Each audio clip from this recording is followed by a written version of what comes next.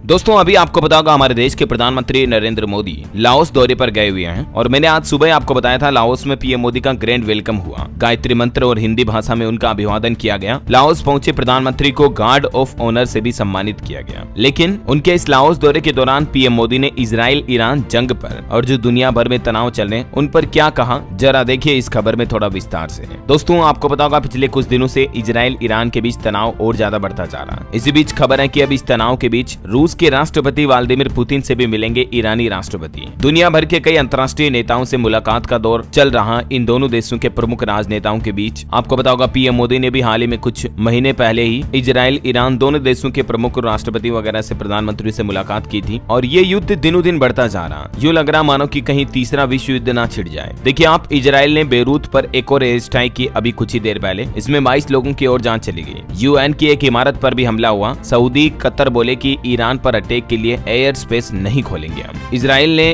कल भी गुरुवार को लेबनान की राजधानी बेरूत में एक इमारत पर हवाई हमले किए थे। लेबनान के स्वास्थ्य मंत्रालय के मुताबिक इसमें 22 लोगों की जान चली गई जबकि 177 से ज्यादा घायल हो गए। इसके अलावा एक और खबर देखिए आप, ईरान पर पलटवार करने की तैयारी में है इजराइल। नेतन्याहू ने 30 मिनट तक अमेरिका के राष्ट्रपति जो बाइडेन से बातचीत की और इस बातचीत के दौरान रक्षा मंत्री बोले कि ऐसा हमला होगा कि ईरान समझ ही नहीं पाएगा। मतलब इजराइल कोई न कोई तो बड़ी बिग प्लानिंग कर रहा है और अमेरिका भी उसके साथ देने की ओर दिख रहा है। तो जाहिर सी बात है कहीं ये थर्ड वर्ल्ड वार की प्लानिंग तो नहीं चल रही गई। और इससे पहले इजराइल ने गाजा के एक स्कूल पर भी हमला किया। इसमें भी 28 लोगों की जान चली गई। इजरायली गोलाबारी में लेबनान के 2 शांति सैनिक भी घायल हो गए। और वहीं कल चुनाव प्रचार करते दौरान अमेरिका के पूर्व राष्ट्रपति डोनाल्ड ट्रंप ने चुनाव से पहले एक बार फिर से हमारे भारत के पीएम मोदी की तारीफ की। ट्रंप बोले कि मोदी टोटल किलर है, बाहर से पिता जैसे दिखते हैं। उनकी मिमिक्री भी की इन्होंने। चलिए अब देखिए आप, लाओस समिट में पीएम मोदी ने क्या क्या बातें कही है। ईस्ट एशिया समिट में पीएम मोदी बोले कि आसियान देशों में एकता रहना बहुत जरूरी है। पीएम मोदी ने कहा कि ये हमारे इंडो पैसिफिक विजन का हिस्सा है। सम्मेलन में चीन और अमेरिका भी शामिल हुए। यहाँ बैठक को संबोधित करते हुए पीएम मोदी ने कहा कि भारत हमेशा से ही आसियान देशों के बीच एकता को सपोर्ट करता है। आसियान भारत के इंडो पैसिफिक विजन और क्वाड को ऑपरेशन के केंद्र में है।